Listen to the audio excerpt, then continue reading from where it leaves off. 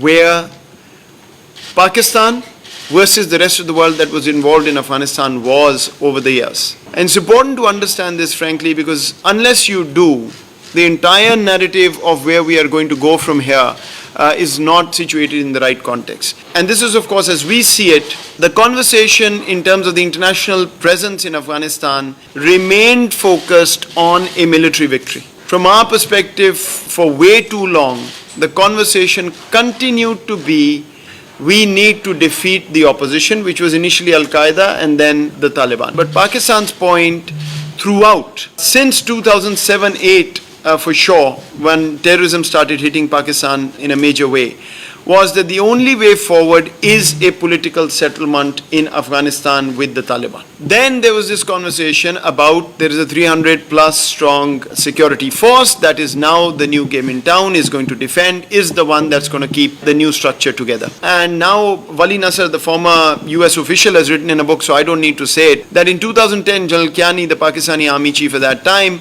told the Americans, formally President Obama and others, that this army cannot stand in the context you're creating it in. The moment you leave, there will be a mess left behind and we'll have to deal with it. Understand the local context, understand that the armies take a long time to be created. In any case, again, the conversation was ignored.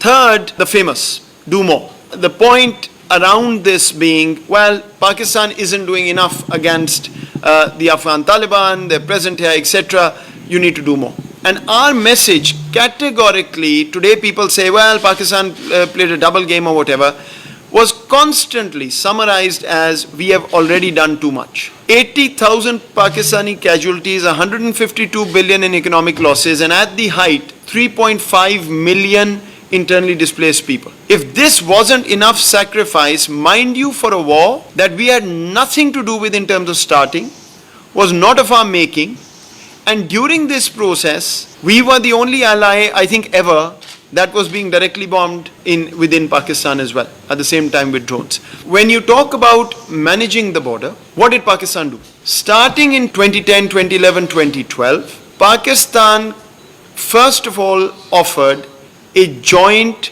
border visibility mechanism to the Afghan side. It was rejected, and to this day there hasn't been a response of what alternative could be there. Then we talked about fencing the border, and the Afghan government opposed it, and we got no support from any Western country. Then we talked about formalizing border crossings. There were about 61 informal crossings through which people have frequented this border for decades and decades, actually centuries, with informal identity. So we said, let's formalize that and put biometrics on the border so that both sides can know who's crossing and who's not. And then more recently, we talked about a formal visa regime. Why would I be bending over backwards to offer manning and managing that border? And why would the Afghan side continue to oppose any management of the border? And so you cannot expect us to go into 3 million people or a camp of 400,000 people and go and start picking needles out of a haystack. It is not possible. No country can do that. So the way to do that is to arrange a dignified return of the Afghan refugees.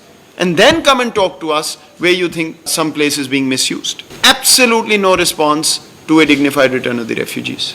Which, by the way, we have graciously hosted, still hosts over 3 million, and not as a favor to anybody. They are brothers and sisters.